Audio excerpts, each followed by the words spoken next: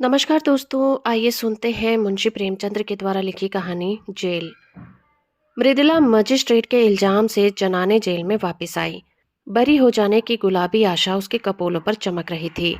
उसे देखते ही राजनीतिक कैदियों ने एक गिरोह ने उसे घेर लिया और पूछने लगे, कितने दिन की हुई? मृदुला ने विजय गर्व से कहा, मैंने तो साफ साफ कह दिया, मैंने धरना नहीं दिया। यो आप जबरदस्त हैं, जो चाहे फैसला करें। न मैंने किसी को रोका, न धक्का दिया, न ही किसी से आरजू मिन्नत की। कोई ग्राहक मेरे सामने आया ही नहीं। हाँ, मैं दुकान पर जरूर खड़ी थी। वहां कई वॉलंटियर गिरफ्तार हो गए थे। जनता जमा हो गई थी। मैं भी खड़ी हो गई। बस थानेदार ने आकर मुझे पकड़ लिया। शमा देवी कुछ कानून जानती थी। बोली, मजिस्ट्रेट पुलिस के बयान पर फैसला करेगा।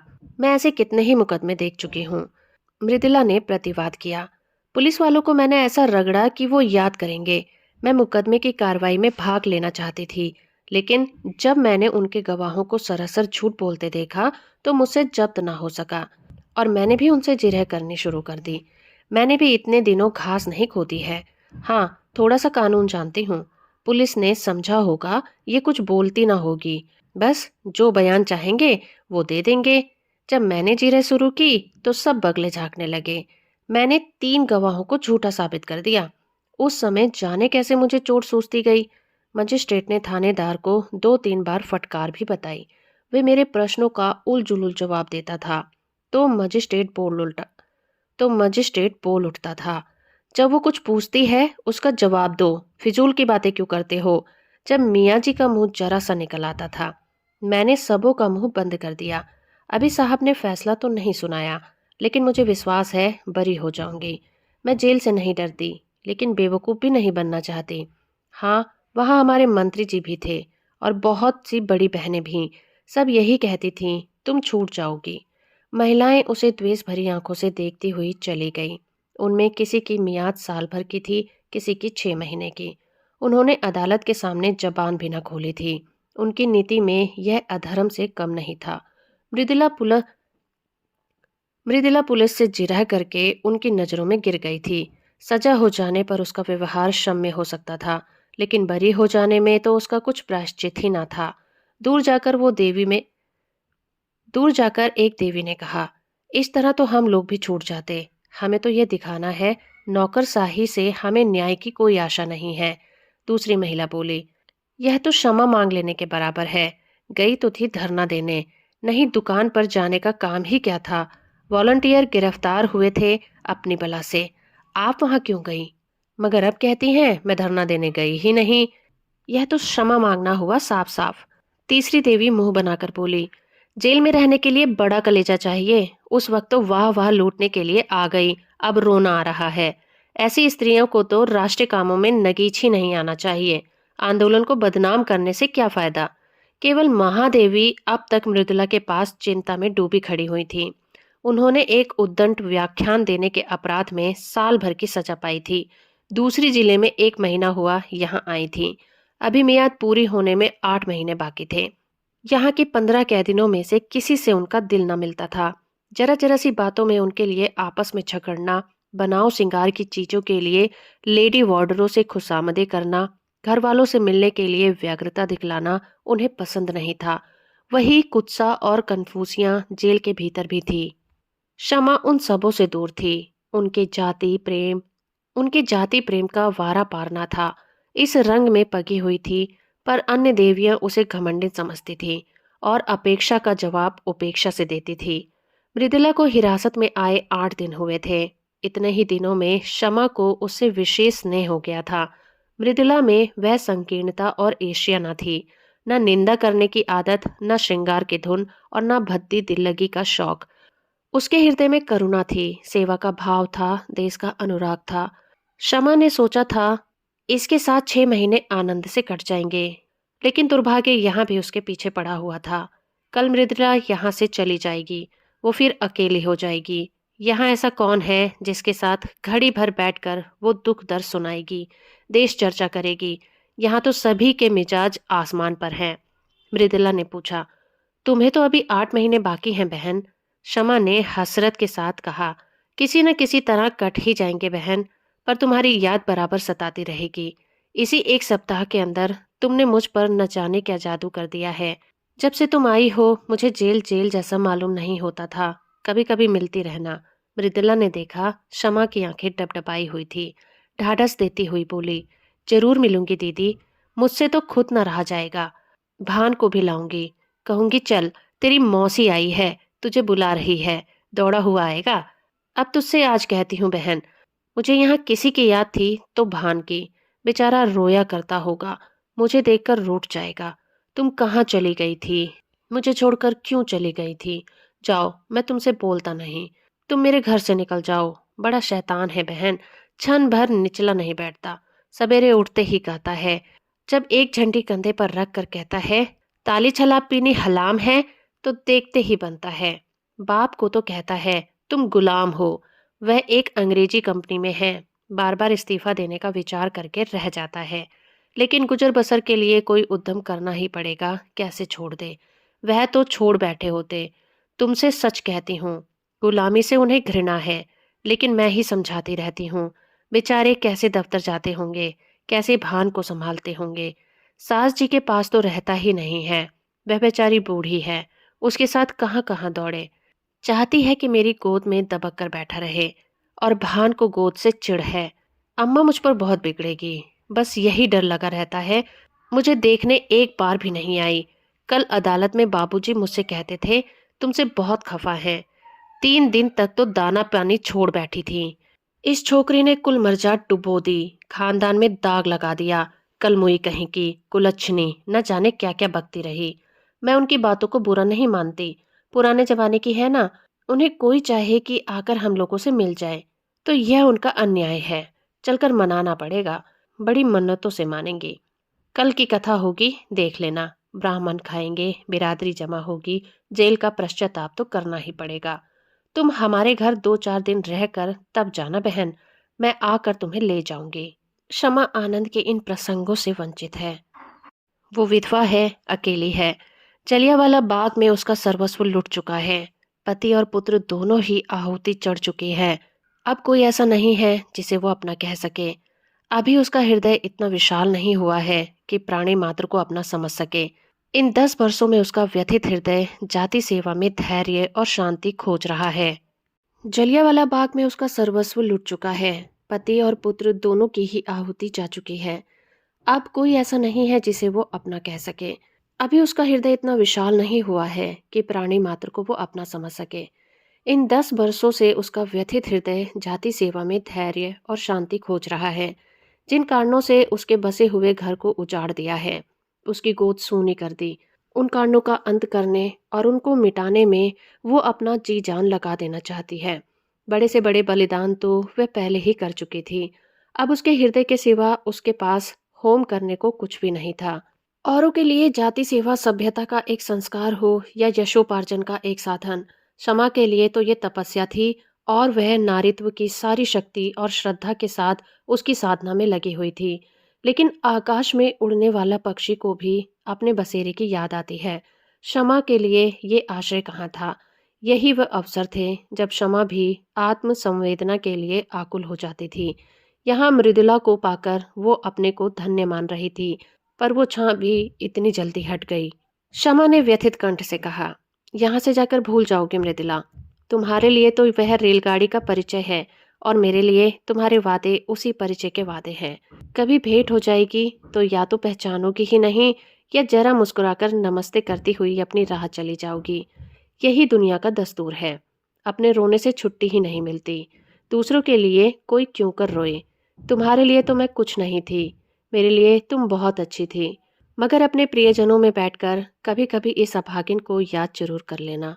भिखारी के लिए चुटकी भर आटा भी बहुत है।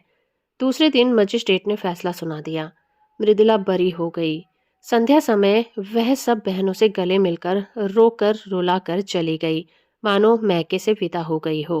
3 महीने बीत गए, पर मृदुला एक बार भी नहीं आई। और कैदियों से मिलने वाले आते रहते थे। किसी किसी के घर से खाने पीने की चीजें और सौगातें भी आती थी। लेकिन क्षमा का पूछने वाला कौन बैठा था? हर महीने के अंतिम रविवार को प्रातः काल से ही मृदुला की बाट जो होने लग जाती। जब मुलाकात का समय निकल जाता तो जरा देर रोकर मन को समझा लेती, जमाने का यही दस्तूर है। एक शाम को शमा संध्या करके उठी थी कि देखा मृदुला सामने से चली आ रही है। ना वो रंग रूप है, ना वो कांति।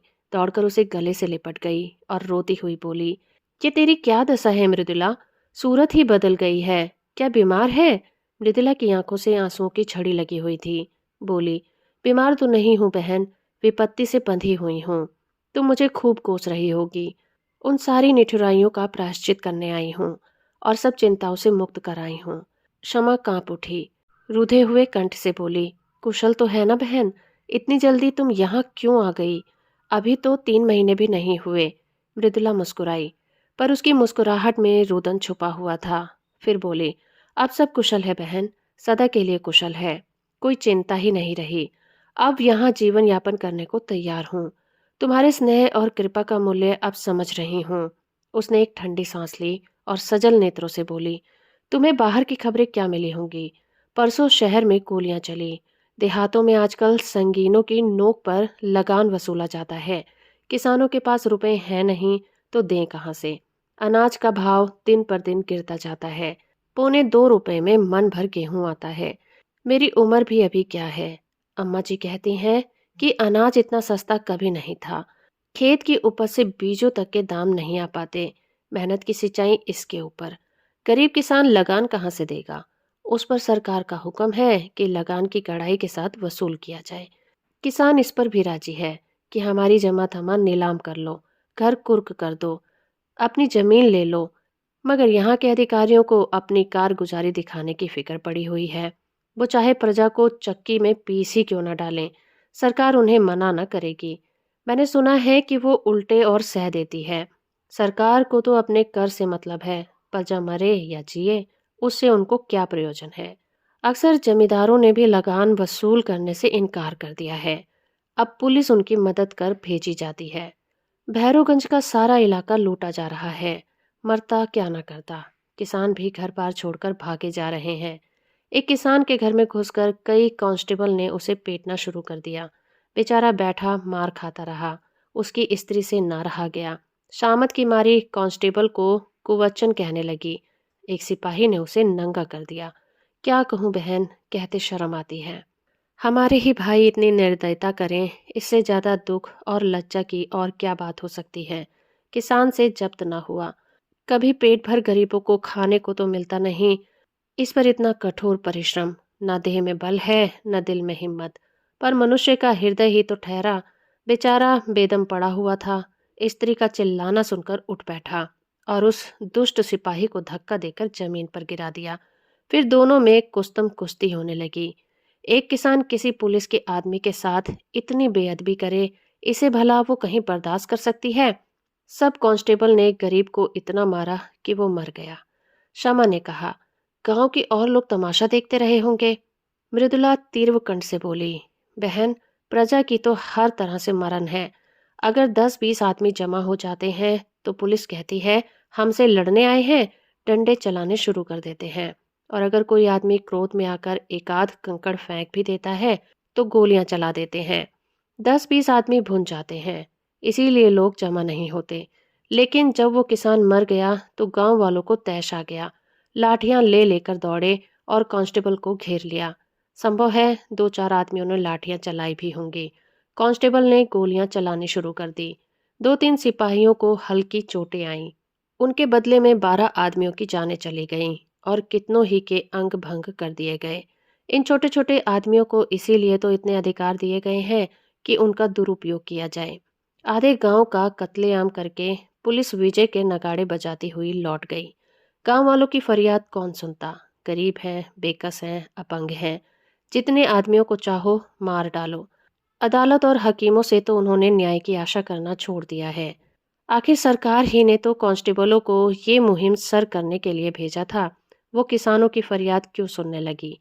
मगर आदमी का दिल फरियाद किए बगैर नहीं मानता।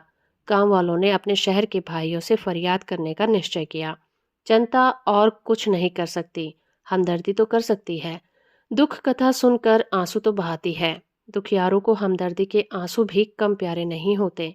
अगर आसपास के गांवों के लोग जमा होकर उनके साथ रो लेते तो गरीबों के आंसू पुछ जाते।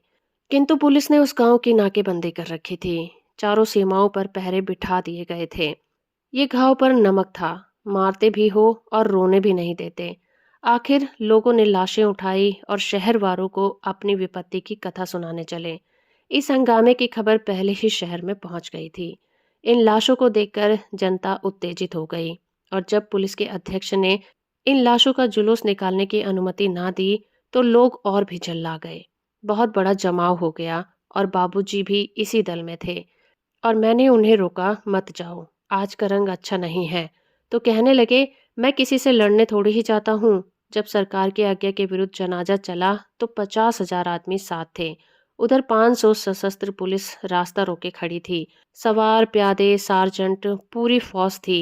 हम निहत्थों के सामने उन नामर्दों को तलवारें चलाते और झंकारते शर्म नहीं आती। जब बार बार पुलिस की धमकियों पर भी लोग ना भागे तो गोलियां चलाने का हुक्म आ गया। घंटे भर बराबर फेर होते रहे। पूरे घंटे भर तक कितने मरे, कितने घायल हुए, कौन जानता है। मेरा मकान सड़क पर है। मैं छज्जे पर खड़ी दोनों हाथों से दिल थामे कांपती थी। पहली बार चलते ही भगदड़ मच पड़ी। हजारों आदमी बदहवास भागे चले आ रहे थे बहन। यह दृश्य अभी तक आंखों के सामने है। कितना भीषण, कितना रोमांचकारी और कितना लज्जास्पद था। ऐसा जान पड़ता था कि लोगों के प्राण आंखों से निकल पड़ते हैं। मगर इन भागने वाले के पीछे वीर व्रतधारियों का दल था, जो पर्वत की भांति अटल खड़ा छातियों पर गोलियां खा रहा था और पीछे हटने का नाम नहीं लेता था। बंदूकों की आवाजें साफ सुनाई देती थी और हर एक धाए धाए के बाद हजारों गलों से जय की गहरी गगनभेदी ध्वनि निकलती थी। उस ध्वनि में कितनी उत्तेजना थी, कितना आकर्षण, कितना उन्माद। बस यही जी चाहता था कि जाकर गोलियों के सामने खड़ी हो जाऊं और हंसते हंसते मर जाऊं। उस समय ऐसा भान होता था कि मर जाना कोई खेल है। अम्मा जी कमरे में भान को लिए मुझे बार बार अंदर बुला रही थी। जब मैं ना गई तो भान को लिए हुए छज्जे पर आ गई। उसी वक्त 10-12 आदमी एक स्ट्रेचर पर हृदय की लाश लिए हुए द्वार पर आई। अम्मा की उन पर नजर पड़ गई। समझ गई। मुझे तो सकता सा हो गया।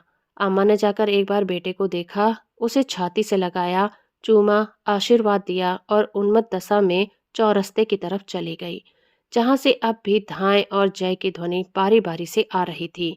और हद बुद्धि सी खड़ी होकर कभी स्वामी की लाश को देखती थी, कभी अम्मा को। न कुछ बोली, न जगह से हिली और न रोई, न घबराई। मुझे जैसे स्पंदन ही न था।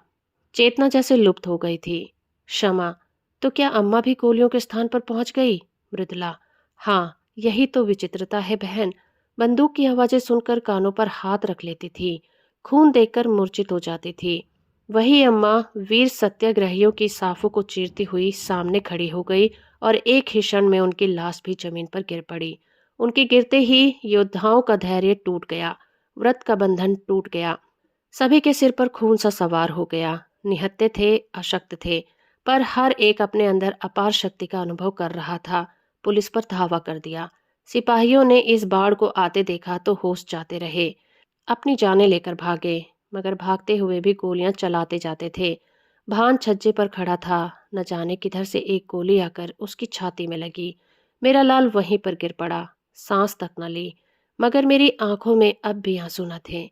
मैंने प्यारे भान को गोद में उठा लिया और उसकी छाती से खून के फव्वारे निकल रहे थे।